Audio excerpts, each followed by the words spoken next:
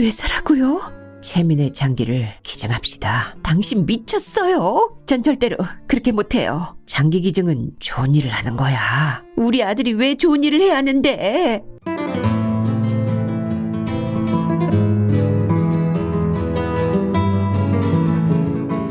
신비스러운 만남. 이건숙.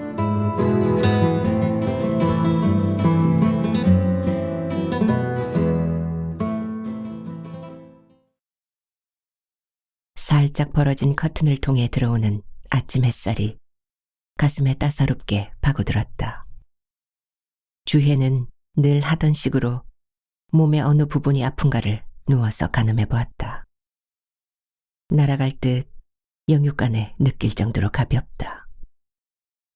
꼭꼭 찌르고 소름이 끼칠 정도로 굼실거리면서 전신을 기어다니던 구더기들이 없어졌다. 끔찍한 고통을 머리끝에서 발끝까지 어느 부위에서도 느낄 수가 없다. 참말로 상쾌했다. 커튼을 밀치고 창문을 열었다. 차가운 땅에서 스멀스멀 돌기 시작한 생명력을 머금은 달짝지근한 아침 공기가 방 안으로 쏴 밀려 들어왔다. 공기가 이렇게 달다니. 일생 처음 느껴보는 향기로운 기운이다.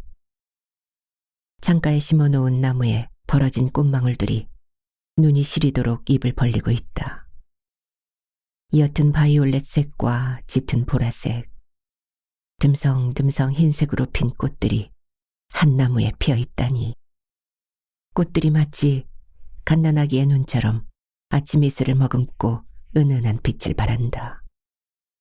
이 꽃나무 이름이 어제, 오늘과 내일이라고 말하던 진짜 아들이 아니고 일부만 아들인 성호의 우렁우렁한 변성기를 지난 목소리가 귓가를 스쳤다. 어머니, 이 꽃은 어제의 추억과 오늘의 사랑 그리고 내일의 꿈을 뜻하는 특이한 꽃입니다. 우리나라 꽃이 아닌가 보다. 처음 보는 꽃이네. 남미에서 온 것입니다. 이 꽃처럼 우리의 일생에는 어제, 오늘, 내일이 펼쳐집니다. 과거의 추억을 안고 현재를 사랑하는 삶을 살며 다가오는 앞날을 아름답게 가꾸는 꿈을 꾸는 것이죠. 어머니와 저의 일생이 늘 이렇게 찬란하게 우아하고 고상한 빛을 뿜어내기를 원해서 제가 이 꽃을 어머니 침실 창가에 심어놨어요. 이 꽃은 봄부터 더운 여름, 특히 아침에 강렬한 세 가지 색깔을 뿜어내서 우아한 여인처럼 고고하고 찬란할 만큼 눈부신 꽃이다. 아침에 일어나자마자 이 꽃을 보노라면 잔잔한 평안이 스며들고 정신과 육체 사이에 균형이 잡혀 아늑한 안온함을 느끼게 된다. 멍청이 눈부실 만큼 아침 이슬에 젖은 바이올렛색의 꽃을 향해 눈길을 던지는 순간 시라도 쓰고 싶은 마음이 들었다. 몸에 고인 습관으로 그녀는 죽은 아들 채민의 방으로 갔다. 유난히 분홍색을 좋아했던 아이다. 엄마가 연분홍색 옷을 입으면 벙글벙글 웃으면서 머리를 가슴에 비벼댔었다. 해서 아들의 침대 덮개나 이불, 베개까지 모두 연분홍색이다. 창가의 커튼은 같은 계열의 진홍색으로 달았다. 이 집으로 이사와서 그녀는 각별하게 신경을 써서 아들의 방을 장식했다. 방 한가운데 빈 공간에는 천장부터 방바닥까지 아들이 가지고 놀았던 종들을 가는 줄에 묶어 주렁주렁 매달아 놓고 아들이 늘 했던 식으로 종을 흔들면서 귀를 기울였다. 아들의 냄새, 웃음소리와 웅얼거림까지 담겨진 종소리에 넋을 놓고 그녀는 한참 앉아 있었다. 아이는 유난히 종을 좋아했다. 아마도 산후조리를 친정에서 한 탓일 게다. 목사인 아버지는 산골 목회를 담임하고 새벽마다 종을 쳤다. 교회 건물에 붙어있는 사택은 마당가 종탑의 종소리로 지축이 흔들릴 정도였다. 종소리는 산골 마을 사람들뿐만 아니라 갓난아기도 함께 깨웠다. 게다가 1년에 서너 번 친정나들이로 산골에 가면 외할아버지 손에 매달려 교회 종을 치면서 좋아했던 탓일까. 아무튼 아들은 장난감보다 종을 더 좋아했다. 창문 밖 생명이 흐르는 푸름이 인간이 만든 색깔을 압도해서 갑갑함을 느낀 그녀는 집 뒤의 산길을 걸어 올라갔다. 숨이 찬 그녀는 산 중턱의 너럭바위에 앉았다. 누울 수 있을 정도로 널찍한 바위에서 찬 기운이 올라오지만 영육간의 평안이 임해서 정신을 맑게 했다. 고개를 꺾고 하늘을 올려다보았다. 솔개 한 마리가 하늘 깊이 치솟아 오른다. 갑자기 그 솔개에게 박수를 치고 싶었다. 만물의 영장인 인간이 할 수 없는 재능을 지닌 솔개가 참으로 감탄스러웠다. 자기 몸 몇백 배도 넘을 높이를 날아오르는 것은 인간인 그녀가 절대로 할 수 없는 놀라운 재능이다. 바닷바람을 타고 옆에 서 있는 밤나무의 연녹색 잎들이 몸을 뒤척였다. 봄에는 구릿한 냄새를 풍기는 꽃을 피워내고 가을에는 밤토를 맺어 떨어뜨린다. 밤나무도 인간이 할 수 없는 놀라운 소명을 감당하고 있으니 그녀보다 놀라운 존재이다. 그들이 인간처럼 살아있다고 여기저기 돌아다니며 이동한다면 이 세상은 질서가 없고 안정되지 않아 카오스가 될 터이다. 나무는 진짜 순종적인 생명체임에 틀림없다. 종달새인 남편은 벌써 채마밭에 나갔는지 어디를 둘러봐도 없다. 대문가에 짙은 보라색 라일락이 한창이고 자목련은 꽃잎을 떨어뜨리면서 파릇파릇 여린 잎들이 얼굴을 내밀고 있다. 그녀는 날아갈 듯 편해진 몸이 아무래도 믿기지 않아 자신의 몸 여기저기를 만져보았다. 현관 앞에서 몸을 쓰다듬고 있는 아내를 본 남편 기로가 토끼 눈을 하고 그녀를 머리끝부터 발끝까지 훑어보았다. 당신 진짜 다 나은 거야? 진짜 아프지 않아? 누르끄레한 얼굴이지만 건강색이 돌기 시작했어. 몸속의 벌레들이 다 빠져나가 버렸어요. 아주 편안하고 기쁘고 날아갈 것처럼 몸이 가벼워요. 아내의 말을 들으면서 기로는 채마밭 언저리에서 뜯어온 어린 쑥을 수북하게 개수통에 부어놓는다. 15년이나 피멍을 얼얼한 가슴을 끌어안고 병석에 누워있던 아내를 위해 쑥국을 끓일 모양이다. 오늘 점심은 성호랑 함께 한다고 했지? 맞아, 성호. 우리 아들이지. 우리 아들하고. 남편은 자연스럽게 아내의 입에서 튀어나오는 아들이라는 단어에 씩 웃었다. 주혜를 사망의 음침한 골짜기로 밀어넣은 그날도 이렇게 봄볕이 따사롭고 만물이 굼실거리면서 기지개를 켜는 시기였다. 15년 만에 낳은 아들 채민의 유아원 재롱잔치에 남편과 참관하기로 한 아침. 이제 5살에 들어선 아들은 너무 행복해서 아빠의 손에 매달려 출렁대면서 걸었다. 한길 건너 유아원 간판이 보이고 막 신호등이 파란불로 바뀌었다. 아들은 아빠 손을 놓고 대로에 발을 내딛는 순간 붕 떠서 길 한가운데 떨어졌다. 남편의 경악하는 고함 소리를 들으며 그녀는 덜썩 주저앉았다. 붉은 피가 아들의 머리에서 줄줄 흘러내렸다. 그녀는 엉금엉금 기어서 아들 곁으로 갔다. 이내 119가 와서 아들을 응급실로 데려갔다. 남편은 입술과 손을 부들부들 떨기만 했다. 어떻게나 기른 아들인가. 불임의 고통을 15년이나 겪으면서 40줄에 들어서서 겨우 얻은 독자이다. 아들은 숨을 쉬고 있다고 한다. 수술이 진행되는 동안 아들은 숨을 쉬고 있다고 한다. 수술이 진행되는 동안 그녀는 구름 속을 부유하는 듯했다. 정기석이라는 이름표를 가슴에 단 의사가 수술실에서 5시간 만에 나와 몸도 못 가누고 뭉그적이는 부부를 안으로 불러들여 아들 앞에 세웠다. 미안합니다. 아드님을 살려낼 수가 없습니다. 머리를 많이 다쳐서 뇌사 판정을 내릴 수밖에 없군요. 뇌사라고요? 심장이 이렇게 뛰고 있고 손이 따뜻하고 몸도 이렇게 온기가 도는데 뇌사라니요. 제발 선생님, 제 아들을 살려주세요. 그녀는 미친 듯 악을 쓰면서 의사에게 매달렸다. 죄송합니다. 뇌사 판정은 스스로 호흡을 못하고 뇌가 완전히 죽은 상태입니다. 심장만 뛰고 있죠. 오늘 아침에도 제 옆에서 재롱을 떨었어요. 제 아들은 절대로 죽지 않아요. 며칠 지나면 엄마, 아빠 부르면서 일어날 것입니다. 며칠이 지나자 남편은 아내를 휴게실로 데리고 가서 조용히 어렵게 입을 열었다. 채민의 장기를 기증합시다. 그렇게라도 우리 아들을 세상에 남기고 싶어. 당신 미쳤어요? 그건 너무 잔인해요. 어린 아들의 가슴과 배를 열고 장기를 꺼내 기증한다고요?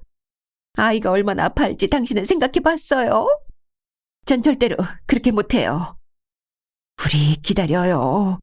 우리 아들은 절대로 죽지 않아요. 꼭 살아날 거예요. 장기 기증은 좋은 일을 하는 거야. 우리 아들이 왜 좋은 일을 해야 하는데?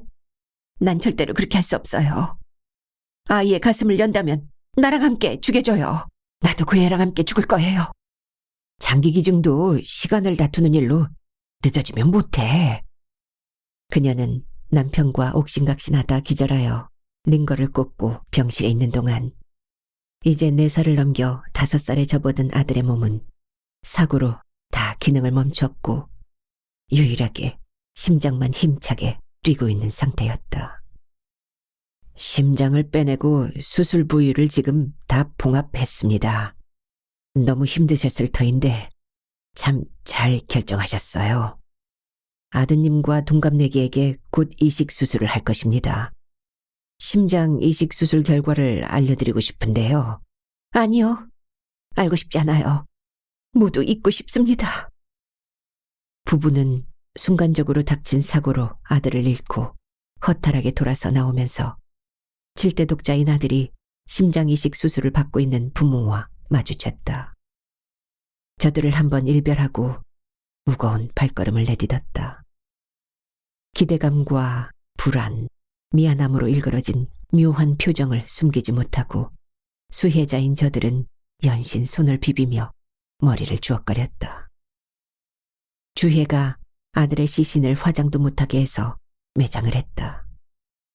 그 뒤 그녀는 아침 눈을 뜨자마자 아들의 무덤가에 앉아 하루를 보냈다. 머리를 다치면서 얼마나 아팠을까. 가슴을 열고 심장을 꺼낼 때에 얼마나 고통스러웠을까. 그런 아이를 어떻게 불 속에 넣어 태워서 뜨거워 펄펄 뛰게 할 수 있단 말인가. 아내는 그래서 끝까지 화장을 못하게 막고 무덤을 만들어 매일 눈이 오나 비가 오나 눈을 뜨면 산소에 앉아 해가 져야 집에 돌아왔다. 그녀는 그때부터 파충류적인 의식을 지니고 더러는 난폭해져서 짐승 같은 짓을 하는 타이포닉 의식 속에서 인간이기를 포기했다.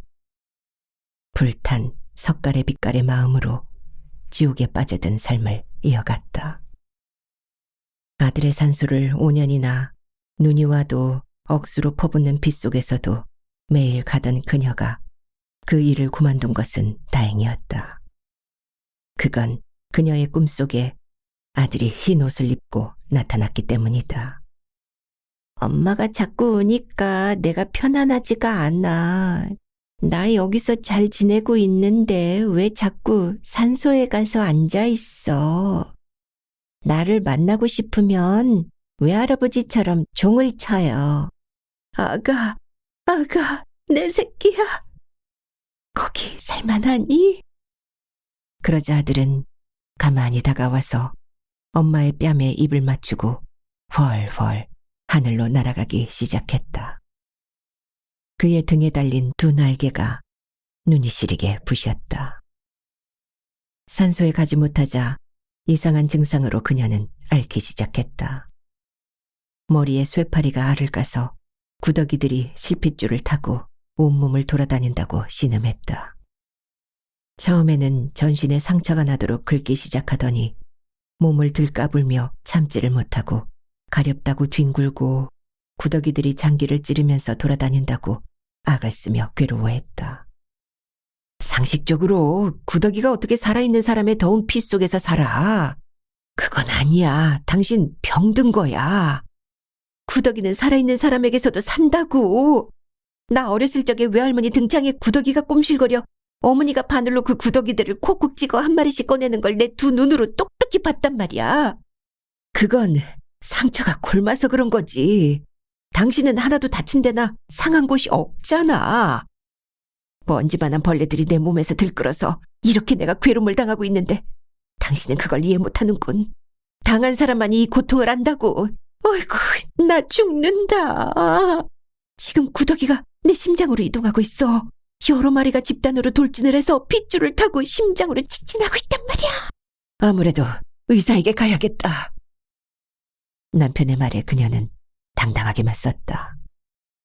요즘 무엇이나 정확하게 잡아낸다는 촬영을 해보면 다 나올 거야. 그제야 당신도 날 인정하겠군. 어쩔 수 없이 그녀는 남편과 함께 병원으로 갔다. 그런 일은 있을 수 없다고 의사는 머리를 흔들었다. 심지어 환자를 이상한 눈으로 보면서 묘한 미소를 흘렸다. 촬영을 할 필요도 없다고 의사는 강하게 거부했다. 어쩔 수 없이 기로는 몰래 주치의를 만나 환자가 그렇게 믿고 있으니 플라시보 효과를 기대해보자고 강하게 주장했다. 촬영한 것을 두 눈으로 볼 수 있도록 확실하게 보여주어서 안심을 시키고 싶다고 촬영을 간청했다. 그렇게 해서 찍은 필름을 보여주면서 확인을 시켰으나 의사도 자기를 속인다고 울고 난리를 치는 바람에 진정제를 맞고 입원을 했다. 아무래도 정신과에 데리고 가셔야 합니다. 그게 의사의 결론이었다. 정신과에서는 여러 가지 심리검사와 상담을 하고 나서 부부를 앉혀놓고 정신과 의사가 입을 열었다. 충격적인 일을 당하신 경험이 문제입니다. 삶의 애환을 견디지 못하고 있군요. 자식을 죽음에 이르도록 지켜내지 못한 어미가 어찌 육신이 편할 수 있겠는가 하고 괴로워하고 있는 것이 문제입니다. 때가 되면 먹고 마시는 것도 자식에게 미안한 마음이 들어 괴로워하고 있군요. 의사의 말에 주혜는 목을 놓아 울었다. 은결들은 마음을 알아주는 의사의 말에 기로도 아내의 등을 쓰다듬으면서 눈물을 줄줄 흘렸다. 죽은 아들을 못 잊고 아직도 그 아들과 소통하기를 바라고 있는 것이 이 병의 원인입니다. 맞아요. 전 아들과 대화하고 싶어요. 목소리를 듣고 싶어요. 그런 아픔이 오래 지속되면서 정신적 에너지가 고갈되고 현실 압박을 참지 못해 궁상이라는 방어기제에 몰두하게 된 것입니다. 의사의 말에 주혜가 당당하게 입을 열었다. 아들이 땅속에서 구더기에서 뜯어먹히며 괴로워하는데 어미가 멀쩡하게 지낸다면 그건 아니죠. 제가 어떻게 도와드릴까요? 제 몸속에서 살아 돌아다니고 있는 구더기를 한 마리씩 꺼내주세요. 의사 선생님은 절 이해하고 있잖아요. 그렇게는 못하고 구더기들 때문에 느껴지는 감각을 좀 낮춰줄 수는 있습니다. 그의 말에 그녀는 낭망하여 머리를 흔들다가 그렇게라도 해달라고 간청했다.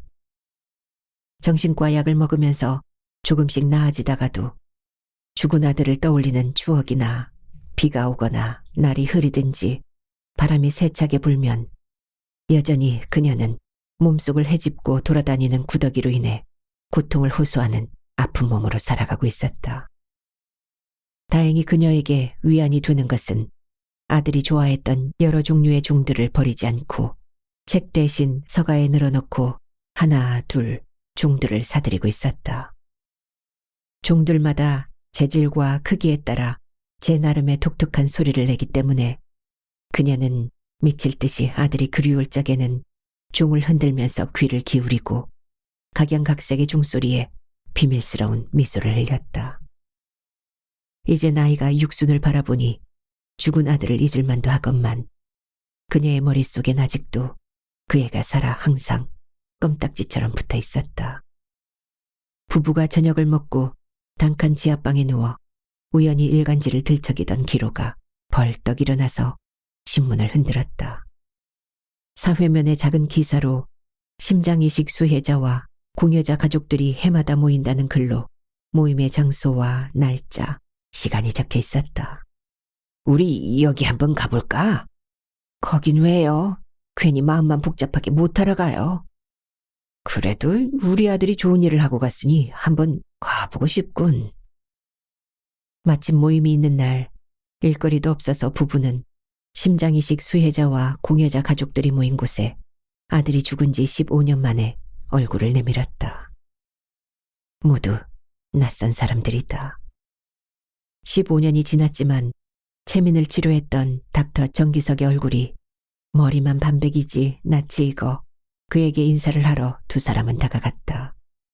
정 박사님 안녕하셨어요. 저희를 기억하시는지요? 정 박사는 그들을 보더니 화들짝 놀라서 입을 다물지 못했다.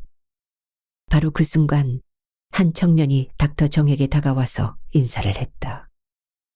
청년과 주혜 부부를 본 정 박사는 경탄하는 눈빛을 숨기지 못하고 말했다. 어떻게 같이 오셨어요? 이미 서로 연락이 닿아서 만나셨군요. 세 사람 모두 의아해서 서로 바라만 보고 어리둥절했다. 그러자 닥터 정은 그들을 자신의 방으로 데리고 들어갔다. 이 청년이 바로 15년 전 아드님의 심장을 이식받은 성호군입니다. 해마다 이 모임에 나와서 채민의 부모님을 기다리며 찾았는데 이제야 상면하게 되었네요. 아들이 살아있다면 이 청년의 모습으로 컸을 터이다. 우람하게 몸집이 큰 건장한 청년의 머리에는 아우라가 서린 듯 눈이 부셨다. 이 청년을 바라보면서 부부는 흐느낌을 삼키면서 울먹였고 청년의 눈에도 물기가 돌았다. 한창 이런 만남으로 어색한 분위기에서 갑자기 청년은 등에 지고 있던 배낭을 열더니 청진기를 꺼내 자신의 가슴에 대고는 눈물을 흘리고 있는 주혜의 귀에 대주었다. 채민의 심장이 여기 제 가슴 속에서 이렇게 뛰고 있어요. 들어보세요. 퍼거퍼 피기기.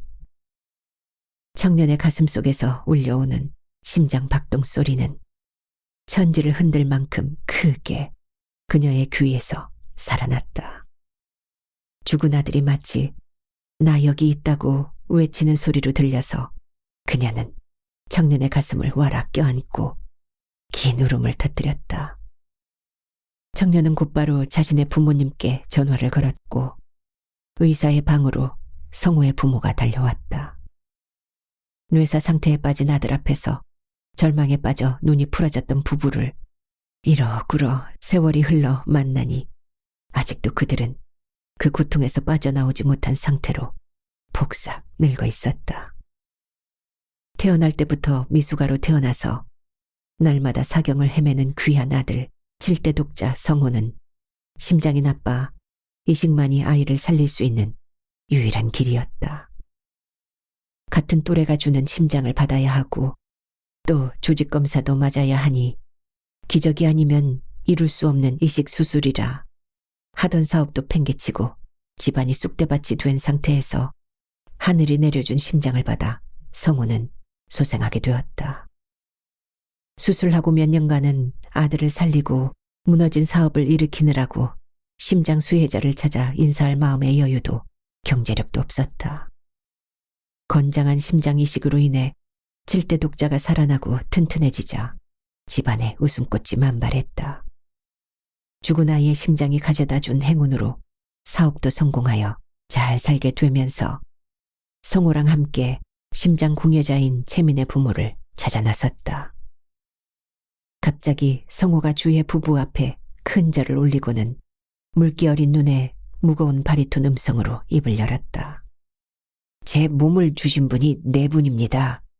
생명줄인 심장을 주신 부모님과 제 다른 육신을 주신 부모님, 이렇게 네 분이지요. 그러니 이제부터 두 분을 부모님으로 모시겠습니다. 맞아요. 우리가 이런 행복을 누리면서 단 하루도 그의 부모님을 잊은 적이 없습니다. 그래서 우리는 채민의 고향 여수에 그를 기념하는 집을 지었고 부모님이 나타나기를 기다리고 있었어요. 해서 성호와 함께 주혜 부부는 여수로 향했다. 바다를 끼고 있는 산비탈에 세워진 아담한 양옥의 입구에는 채민의 집이란 나무 팻말이 붙어 있었다. 15년간 보지 못했던 아들이 장가든 집에 온 기분이었다. 오랜 세월 손길이다. 나무들도 제법 연륜이 있었고 집도 손때로 반질거렸다. 바로 거기에서 아들의 숨소리와 비릿한 젖비린내가 풍겨서 주혜는 머리를 흔들었다. 주말마다 우리 식구들이 여기 내려와서 보냈어요. 채민이 저에게 심장을 주지 않았다면 저희 가정은 이 자리까지 오지 못했을 겁니다. 저도 채민과 함께 15년 전에 흙으로 돌아갔을 겁니다. 이렇게 살아있다는 것이 감사해서 늘 여기 모여 기념 식수도 하고 그 아이를 생각하며 지냈답니다. 그의 말대로 산비탈에 심어놓은 동백도 어른 키를 넘었고 아직도 늦게 피는 동백꽃이 남아있어 마치 무릉도 원에라도 들어온 듯 주혜 부부는 어리둥절해서 여기저기를 호기심에 가득 차서 돌아보았다. 그때 성호의 아버지가 멈칫거리면서 주혜 부부 앞에 오더니 두 손을 비비면서 어렵게 입을 열었다. 이제 여기서 노년을 보내셔요. 저희는 여기를 가꾸면서 두 분을 꼭 찾아내서 이 집에서 노후를 보내시기를 바라는 마음으로 늘 기도했어요. 이제야 이루어지니 무거운 짐을 내려놓는 것처럼 기쁩니다. 15년 전 죽은 아들이 효도를 이렇게 하다니. 주혜는 눈길을 어디에 둘지 몰라 어릿거렸고 그저 민망해서 어쩔 줄을 모르면서 발끝으로 흙을 비볐다.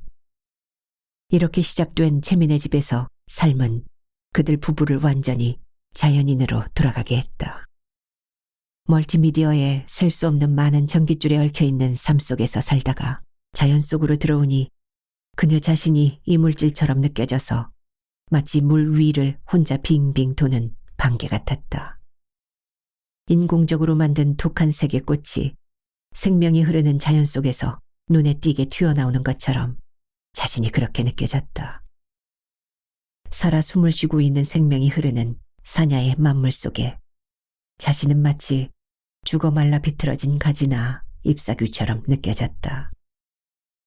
아, 그녀 자신은 자연과 그 경계선이 너무 뚜렷한 비자연적인 존재였구나. 남편은 하루 종일 잡초와 씨름을 하며 채마밭을 가꾸면서 주말이면 어김없이 내려오는 아들 성호를 위해 나무를 캐고 서울 집으로 가져갈 채소를 정성스럽게 상자에 담았다. 성호는 언제나 두 분이 입을 옷가지나 고기랑 자잘한 일용품까지 사들고 왔다. 신발도 사날라서 부부는 대문 밖에 나갈 이유가 없어 채민의 집에 껌딱지처럼 달라붙어 살았다. 진짜 아들은 아니지만 부분적으로 살아남아 아들이 된 성호를 먹일 나물을 여러 종류 무치고 오곡밥을 짓고 콩 비지찌개를 끓여놓은 다음 그녀는 뜰에 나와 앉았다. 4월 중순에 접어든 봄은 바다에서 피어오르는 물안개와 산에 내리는 는개로 인해 눈물이 고인 눈으로 바라보는 것처럼 뿌욤했다. 오늘은 성호가 채마밭에 심을 들깨, 고추, 가지, 토마토, 모종을 사가지고 온다고 했으니 오자마자 심도록 뚝을 만들어 비닐을 덮고 일정한 간격으로 구멍을 뚫느라고 남편은 정신없이 바빴다. 성호가 도착할 시간이 가까워지자 그녀는 뜰가에 벤치에 앉았다. 성호가 심어놓은 튤립이 꽃망울을 터뜨리고 있었다. 일생 동안 꽃을 피우면 예쁘다고 사다가 방 안에 꽂거나 감탄하면서 바라본 꽃이 오늘은 특이한 생각을 하게 만들었다. 어떻게 흙 속에서 이런 물감을 끌어모아 저렇게 예쁜 빛깔의 꽃을 피울 수 있단 말인가. 이건 인간인 그녀가 절대로 할 수 없는 튤립만의 능력이었다. 그러고 보니 이름에 따라 뜰에 심어놓은 꽃들은 신이 준 재능대로 흙 속에서 물감을 배합하여 나름대로의 특성을 지닌 꽃빛깔을 뽐내고 있었다. 이건 인간이 감히 흉내도 낼 수 없는 특수 재능이었다. 이 지구 위에는 모두가 신이 내려준 독특함을 지니고 살아가게 되어 있구나. 그녀는 봄 안개가 거친 맑은 하늘을 올려다보면서 머리를 끄덕였다. 땅 위에 생명을 지니고 태어난 만물은 신이 만들어준 무대 위에서 맡겨준 그 재능대로 살아가는 것이리라. 그러니 지구는 여관이고 모든 생명체는 나그네일 뿐이다. 인간은 만물의 영장이라고 하지만 나무만도 새만도 꽃만도 못한 부분이 있다. 그러니 서로 사랑하면서 공존해야 하는 것이다. 채미는 이 땅 위에서 4년만큼의 삶을 허락받고 살다 갔으니 그건 위대한 신의 뜻인데 그녀가 그걸 반항한 것이 슬픔과 불행, 더 나아가 병의 원인이 아니었겠는가. 성우가 어머니를 부르면서 배낭을 메고 뛰어온다. 어머니, 저랑 산으로 가요. 그녀의 대답도 기다리지 않고 성우는 산길을 타고 주랭랑을 쳤다. 그녀도 아들을 따라 뛰기 시작했다. 산의 중턱에 이르자 성우는 가방에서 크기가 다른 노쇠로 만든 종을 3개 꺼냈다. 채민이 종을 좋아했죠? 여기 3개를 어머니 키에 맞는 나무에 달아놓을 터이니 아침, 점심, 저녁에 와서 종 불알에 매달린 줄을 잡아당겨 힘차게 치고 가만히 귀를 기울이면 저쪽에서 대답을 할 것입니다. 이 종은 제가 특별 주문해서 만들어 소리가 크기에 따라 다르고 아주 청아하고 맑아요. 그녀는 제일 큰 종 줄을 잡아당겼다. 종소리가 우렁찼다. 잠시 귀를 기울이니 미세하게 멀리서 소리가 들려왔다. 나머지 종들도 소리의 색깔이 틀리지만 그녀의 손끝에서 살아나 저 하늘자락 끝에서 다시 들려왔다. 아침, 점심, 저녁 3번 여기 와서 종을 치면서 채민과 소통을 하시면 돼요. 그녀는 감격해서 눈물을 글썽거리면서 진짜 아들이 되어가는 성우를 바라보았다. 채민의 방에 있는 종들을 이제 전부 치우세요. 그 방을 오늘부터 제가 쓸 것입니다. 저는 분홍색을 싫어하고 밝은 청다색을 좋아해서 커튼이랑 침대보, 이불, 몽땅 그 색으로 사다 놨으니 어머님이 정돈해주세요. 전부는 아니지만 죽은 아들의 일부가 살아있는 성우의 말을 들으면서 눈을 아래로 떨구니 세월을 머금은 낙엽이 흙이 되는 순간 빚어내는 엷고 부드러운 암갈색의 엄버 흙이 너무나도 정겨운 빛으로 와락 안겨왔다. 오늘 새벽에도 그녀는 산에 올라 종을 치고 채민과 대화를 나누었다. 잘 잤니 아들? 나도 몇 년 이렇게 여기 살다가 네 곁으로 가마. 기다려라. 멀리서 미세하게 아들이 부드러운 음성으로 응답했다. 15년 만에 하늘자락 끝. 생명이 꿈틀거리는 어둑 새벽 청다색 구름 속에서 죽은 아들을 종소리로 만나다니. 참으로 신비스러운 만남이다. 지구 위의 모든 생명체는 존귀하다. 힘차게 창공을 나는 솔개와 우둥지의 새들. 땅속 물감을 골라내 잘 섞어 자신만의 독특한 색깔을 내느라고 하루 종일 바쁜 나무와 꽃들. 저들과 그녀는 한 몸이 되어서 열심히 하루 3번 종을 치면서 저 세상과 소통하고 지낸다. 그러고 보니 이 세상은 참으로 신비스러우며 아름답고 찬란하여 살만한 곳이다.